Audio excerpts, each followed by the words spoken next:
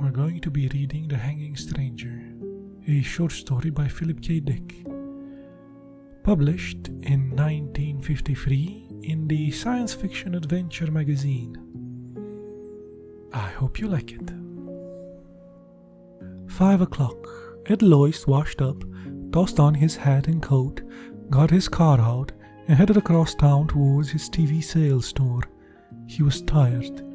His back and shoulders ached from digging dirt out of the basement and wheeling it into the backyard. But for a 40-year-old man, he had done okay. Janet could get a new vase with the money he had saved, and he liked the idea of repairing the foundations himself. It was getting dark. The setting sun cast long rays over the scurrying commuters. Tired and grim-faced, women loaded down the bundles and packages, students swarming home from university, mixing with clerks and businessmen and drab secretaries. He stopped his Packard at a red light and then started it up again. The store had been open without him. He'd arrive just in time to spell the help for dinner, to go over the records of the day, maybe even close a couple of the sales himself. He drove slowly past the small square of green in the center of the street, the town park. There were no parking places in front of the Lois TV sales and service. He cursed under his breath and swung the car in a U-turn. Again he passed the little square of green with its lonely drinking fountain and bench and a single lamppost. From the lamppost something was hanging, a shapeless dark bundle swinging a little with the wind. Like a dummy of some sort, Lois rolled down his window and peered out. What the hell was it? A display of some kind? Sometimes the Chamber of Commerce puts up displays in the square. Again he made a U-turn and brought his car around. He passed the park and concentrated on the dark bundle. It wasn't a dummy, and if it was a display, it was a strange kind. The hackles on his neck rose and he swallowed uneasily. Sweat slid out of his face and hands. It was a body. A human body. "Look at it," Lois snapped. "Come on out here." Don Ferguson came slowly out of the store, buttoning his pinstripe coat with dignity. "This is a big deal, Ed. I can't just leave the guy standing there." "See it?" Ed pointed into the gathering gloom. The lamppost jutted against the sky, the post and the bundle swinging from it. "There it is. How the hell long has it been there?" His voice rose excitedly. "What's wrong with everybody?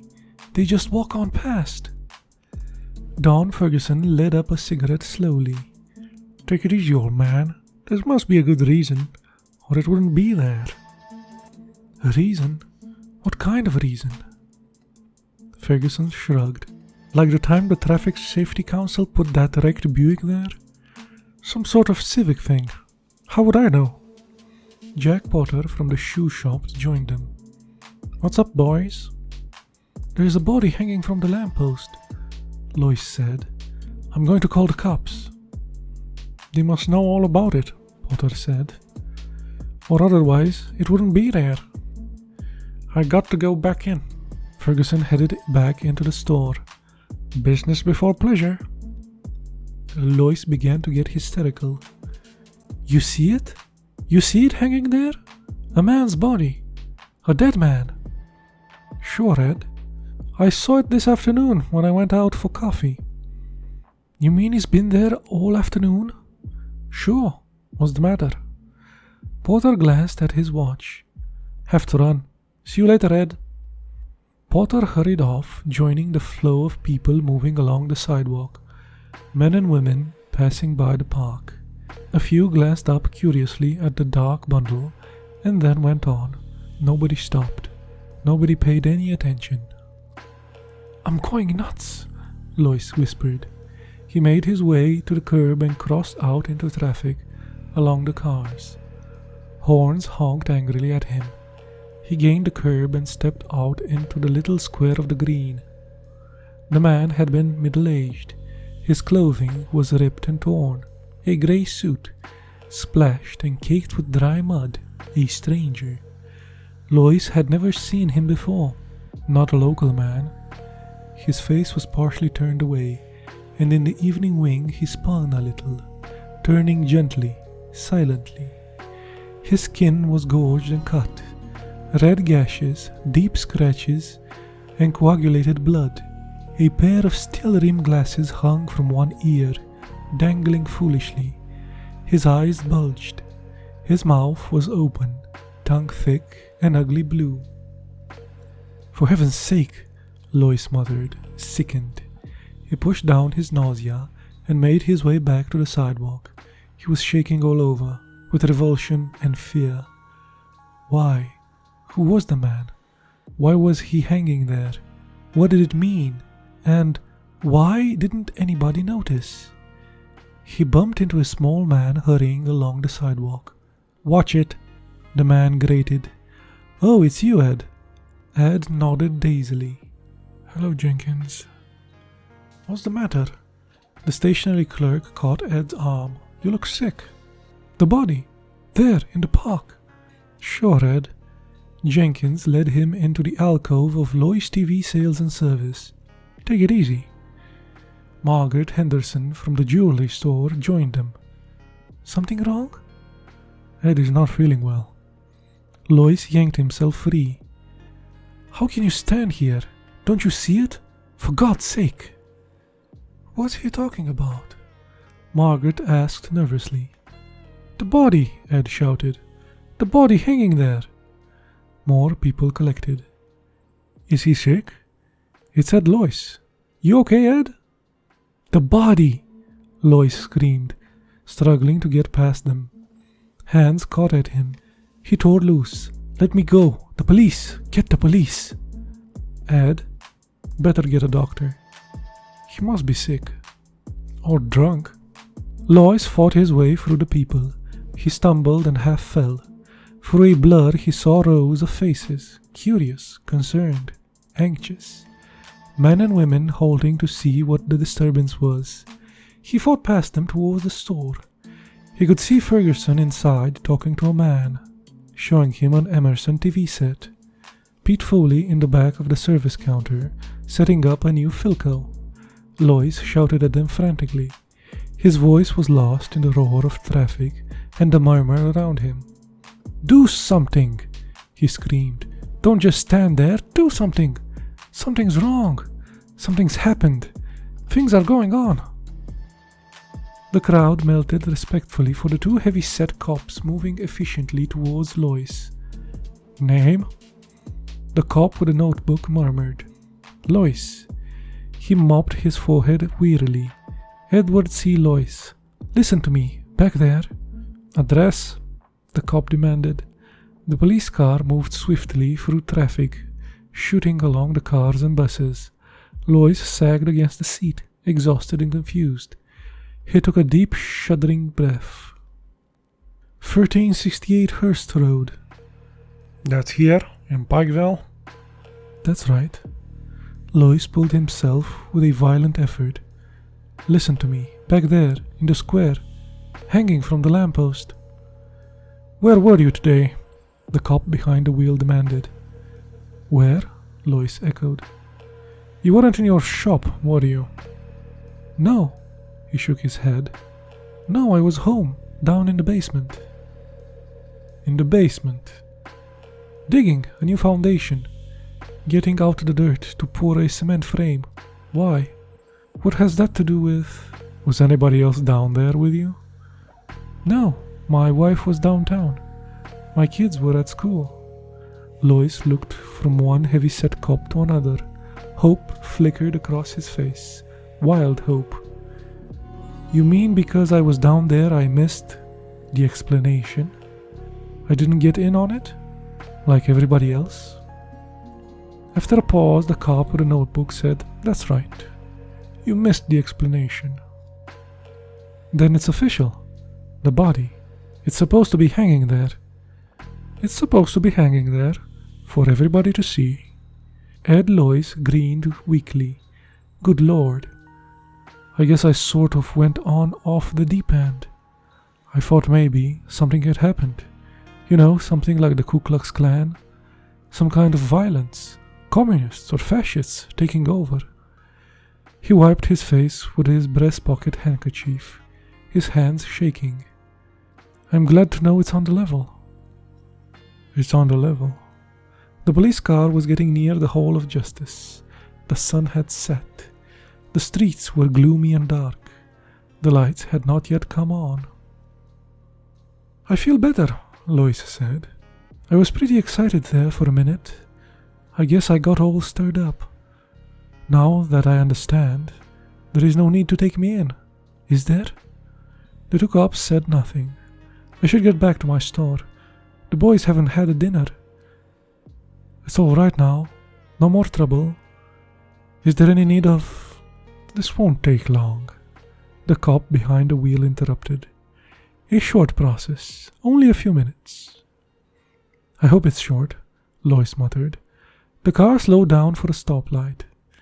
I guess I sort of disturbed the peace. Funny, getting excited like that, and... Lois yanked the door open. He sprawled out into the street and rolled to his feet. Cars were moving all around him, gaining speed as the light changed.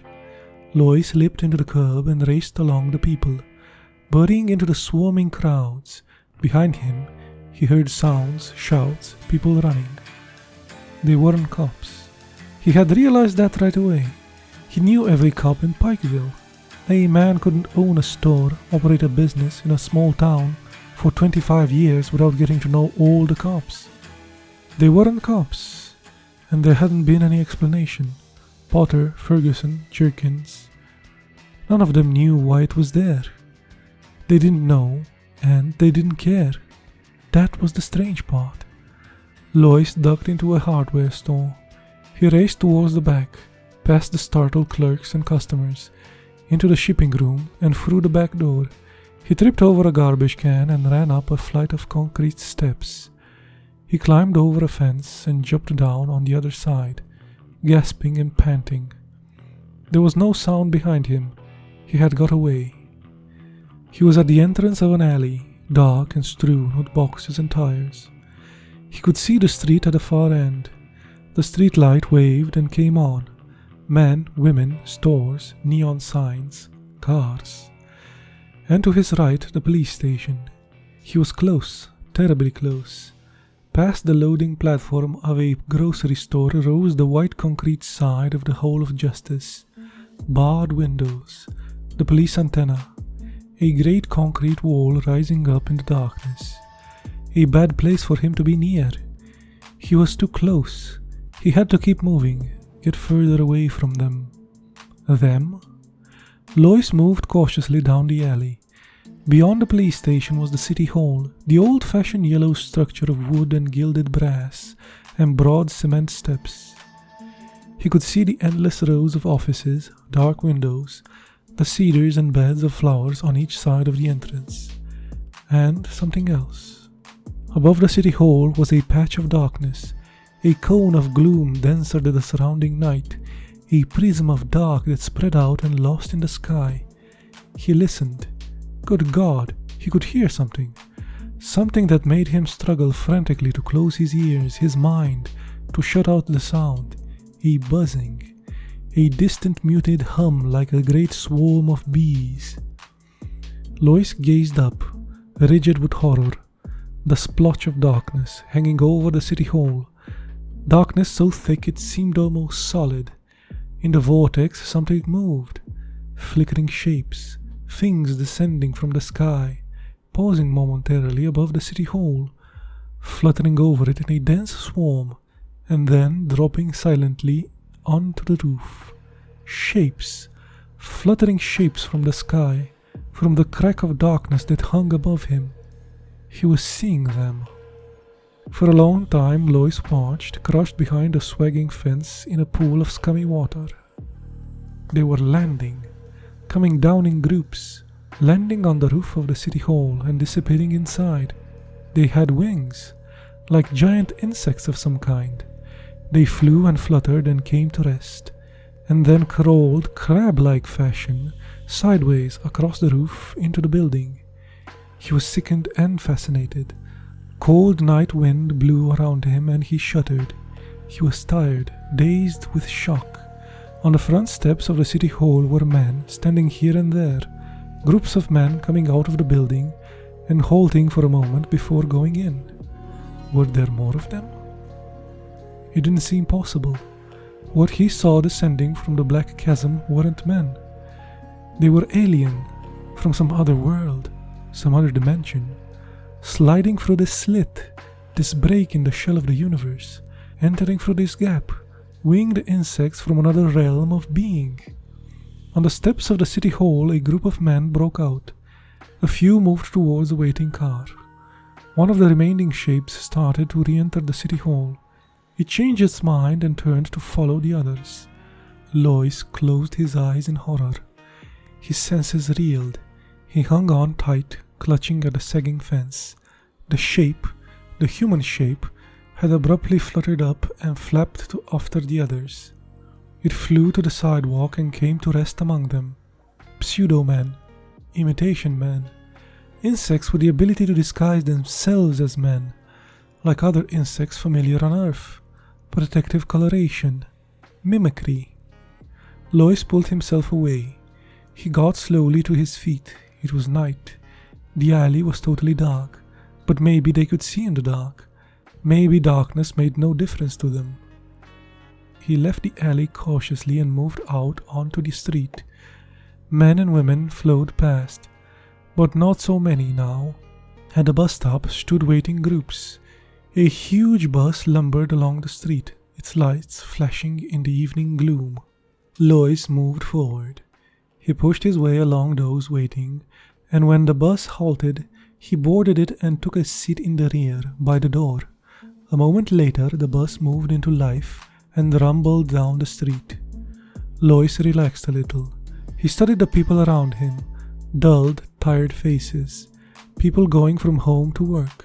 Quite ordinary faces. None of them paid any attention to him. All sat down quietly, sunk down in their seats, jiggling with the motion of the bus. The man sitting next to him unfolded a newspaper.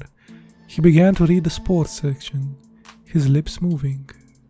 An ordinary man, blue suit, tie, a businessman or a salesman, on his way home to his wife and family.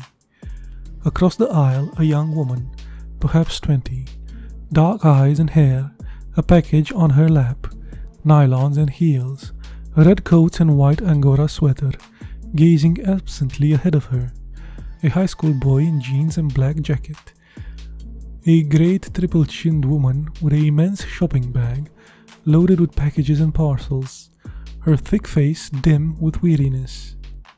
Ordinary people, the kind that rode the bus every morning, going home to their families, to dinner, going home with their minds dead, controlled, filmed over with the mask of an alien being that had appeared and taken possession of them, their town, their lives, himself too, except that he happened to be deep in his cellar instead of in the store.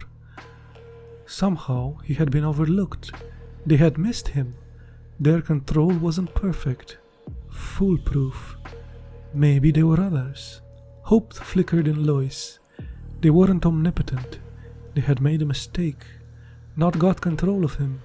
Their net, their field of control, had passed over him.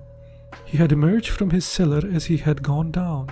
Apparently, their power zone was limited.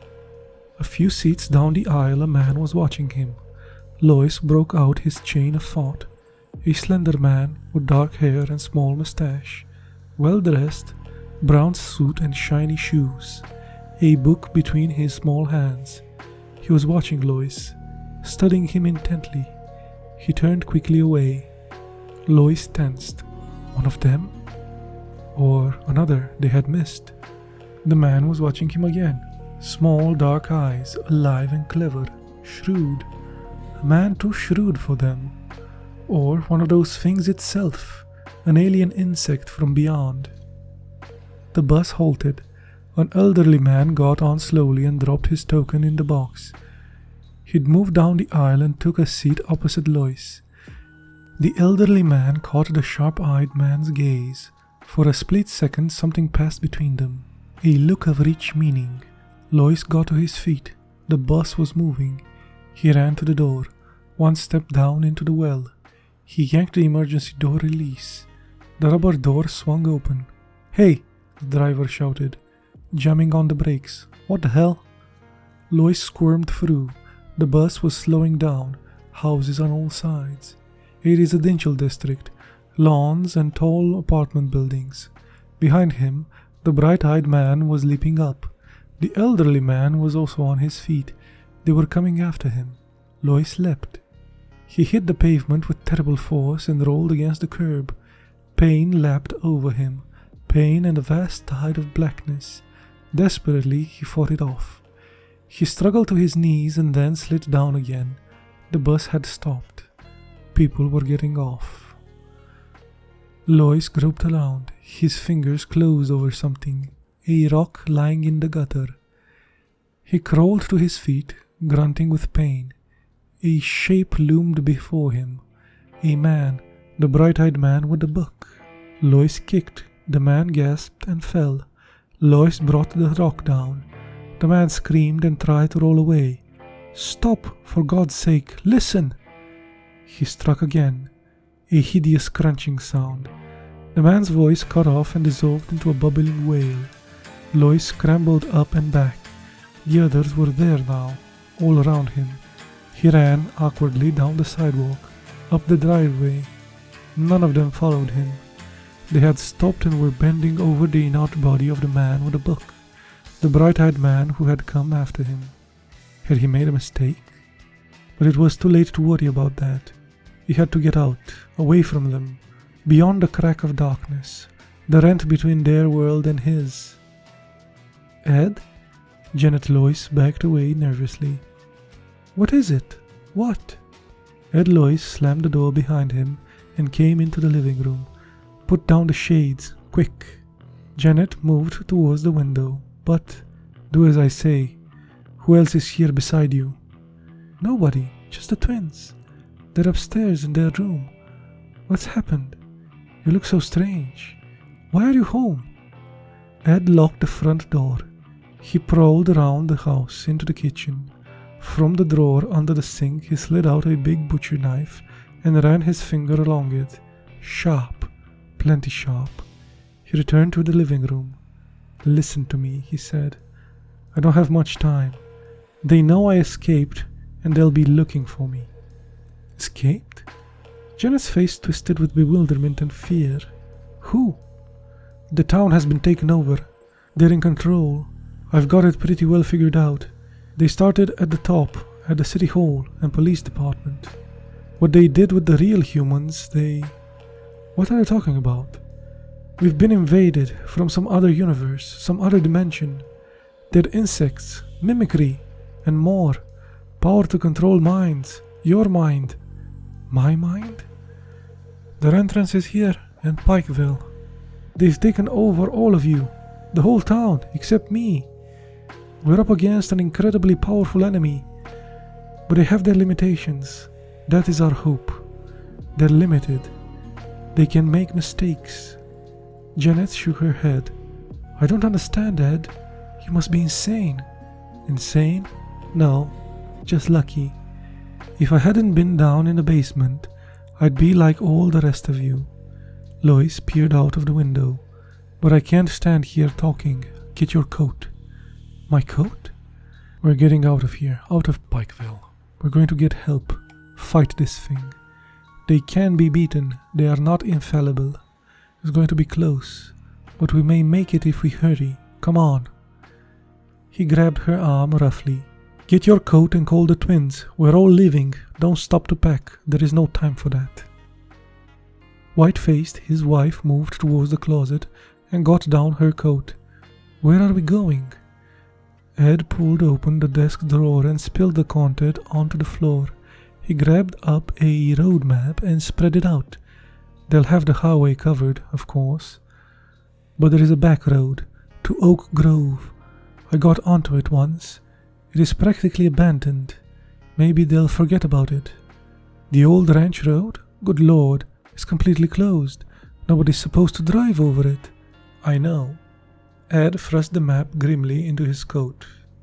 That's our best chance. Now call down the twins and we'll get going. Our car is full of gas, isn't it? Janet was dazed. The Chevy? I had it filled up yesterday afternoon. Janet moved towards the stairs. Ed, I... Call the twins. Ed unlocked the front door and peered out. Nothing stirred, no sign of life. All right so far. Come on downstairs, Janet called in a wavering voice. We're going out for a while. Now? Tommy's voice came. Hurry up, Ed barked. Get down here, both of you. Tommy appeared at the top of the stairs. I was doing my homework. They're starting fractions. Miss Parker says if we don't get this one done... You can forget about fractions. Ed grabbed his son and came down the stairs and propelled him towards the door. Where's Jim? He's coming. Jim started slowly down the stairs. What's up, Dad? We're going for a ride. A ride? Where? Ed turned to Janet. We'll leave the lights on and the TV set. He pushed her toward the set. They'll think we're still... He heard the buzz and dropped instantly, the long butcher knife out. Sickened, he saw it coming down the stairs at him, wings a blur of motion as it aimed itself. It still bore a vague resemblance to Jimmy. It was small, a baby one. A brief glimpse, the thing was hurtling at him, cold, multi-lensed, inhuman eyes. Wings, body, still clothed in yellow t-shirt and jeans. The mimic outside still stamped on it, the strange half-turn of his body as it reached him. What was it doing? A stinger. Lois stabbed wildly at it. It retreated, buzzing frantically. Lois rolled and crawled towards the door. Timmy and Janet stood still as statues, faces blank, watching without expression. Lois stabbed again. This time the knife connected. The fiend shrieked and faltered. It bounced against the wall and fluttered down.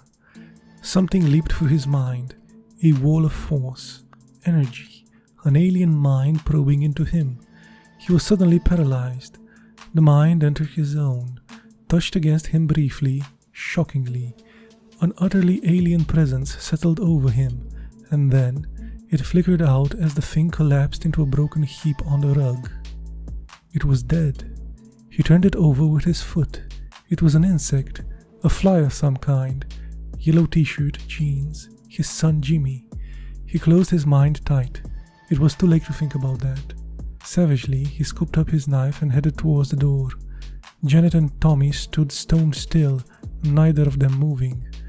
The car was out. He'd never get through. They'll be waiting for him. It was 10 miles on foot, 10 long miles over rough ground, gullies and open fields and hills and uncut forest. He'd have to go alone. Lois opened the door. For a brief second he looked back at his wife and son. Then he slammed the door behind him and raced down the porch steps. A moment later he was on his way, hurrying swiftly through the darkness towards the edge of town.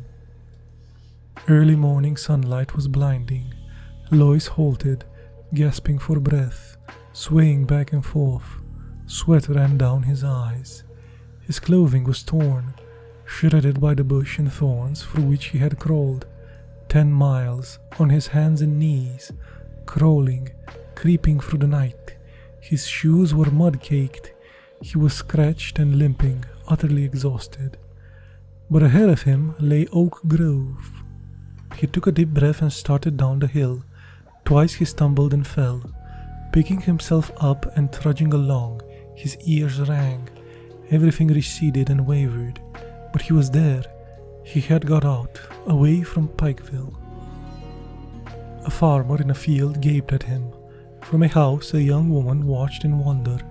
Lois reached the road and turned onto it. Ahead of him was a gasoline station and a drive-in. A couple of trucks, some chickens pecking in the dirt, a dog tied with a string. The white-clad attendant watched suspiciously as he dragged himself up to the station.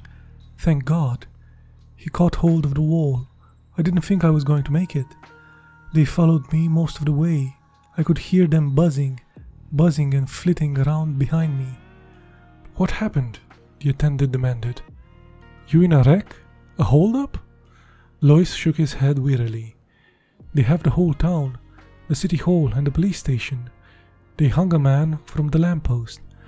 That was the first thing I saw. They got all the roads blocked. I saw them hovering over the cars coming in.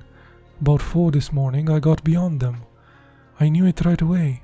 I could feel them leave. And then the sun came up. The attendant licked his lip nervously. You're out of your head.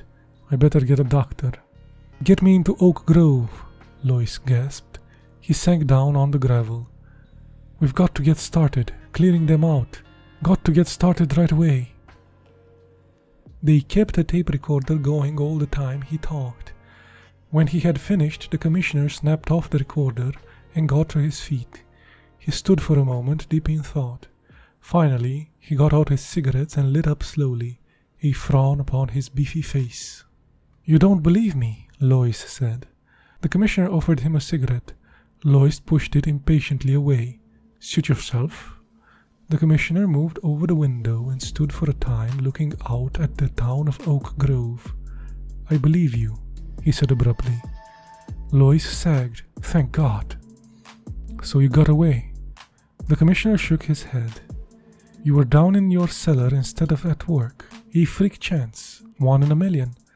Lois sipped some of the black coffee they had brought him. I have a theory, he muttered. What is it? About them. Who they are. They take over an area at a time, starting at the top, the highest level of authority, working down from there in a widening circle. When they are firmly in control, they go on to the next town. They spread, slowly, very gradually. I think it's been going on for a very long time. A long time? Thousands of years. I don't think it's new. Why do you say that? When I was a kid, a picture they showed us in the Bible League, a religious picture, an old print. The enemy gods defeated by Jehovah, Moloch, Beelzebub, Moab, Balin, Ashtaroth. So, they're all represented with figures. Lois looked up at the commissioner. Beelzebub was represented as a giant fly. The commissioner grunted. An old struggle. They've been defeated. The Bible is an account of their defeats. They've made gains, but finally they were defeated. Why defeated? They can't get everyone. They didn't get me, and they never got the Hebrews. The Hebrews carried the message to the whole world. The realization of the danger. The 2 men on the bus, I think they understood, had escaped, like I did. He clenched his fists. I killed one of them. I made a mistake. I was afraid to take a chance. The commissioner nodded. Yes, they undoubtedly had escaped, as you did. Freak accidents. But the rest of the town was firmly in control. He turned from the window. Well, Mr. Lois, you seem to have figured everything out. Not everything. The hanging man. The dead man hanging from the lamppost. I don't understand that. Why? Why did they deliberately hang him there? That would seem simple. The commissioner smiled faintly. Bait. Lois stiffened. His heart stopped beating. Bait? What do you mean? To draw you out, make you declare yourself, so they'd know who was under control and who had escaped. Lois recoiled in horror. Then they expected failures. They anticipated. He broke off. They were ready with a trap. And you showed yourself. You reacted. You made yourself known. The commissioner abruptly moved towards the door. Come along, Lois. There's a lot to do. We must get moving. There's no time to waste. Lois started slowly to his feet, numbed. And the man? Who was the man? I never saw him before. He wasn't a local man. He was a stranger, all muddy and dirty, his face cut, slashed. There was a strange look on the commissioner's face as he answered. Maybe, he said softly. You'll understand that too. Come along with me, Mr. Lois. He held the door open, his eyes gleaming. Lois caught a glimpse of the street in front of the police station. Policemen, a platform of some sort, a telephone pole, and a rope. Right this way, the commissioner said, smiling coldly. As the sun set, the vice president of the Oak Grove Merchants Bank came out of the vault, through the heavy time locks, put on his hat and coat, and hurried outside onto the sidewalk. Only a few people were there, hurrying home to dinner. "Good night," the guard said, locking the door after him. "Good night," Clarence Mason murmured. He started along the street towards his car. He was tired. He had been working all day down in the vault, examining the layout of the safety deposit boxes, to see if there was room for another tier. He was glad to be finished. At a corner he halted. The street lights had not yet come on. The street was dim. Everything was vague. He looked around and froze. From the telephone pole in front of the police station, something large and shapeless hung. It moved a little in the wind. What the hell was it? Mason approached wearily. He wanted to get home. He was tired and hungry. He thought of his wife, his kids, a hot meal, and the dinner table. But there was something about the dark bundle, something ominous and ugly. The light was bad. He couldn't tell what it was. Yet it drew on him, made him move closer for a better look. The shapeless thing made him uneasy. He was frightened by it, frightened and fascinated. And the strange part was, nobody else seemed to notice it.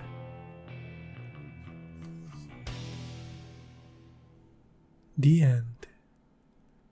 This was The Hanging Stranger by Philip K. Dick, read by Klaus Nether. Hope you liked it.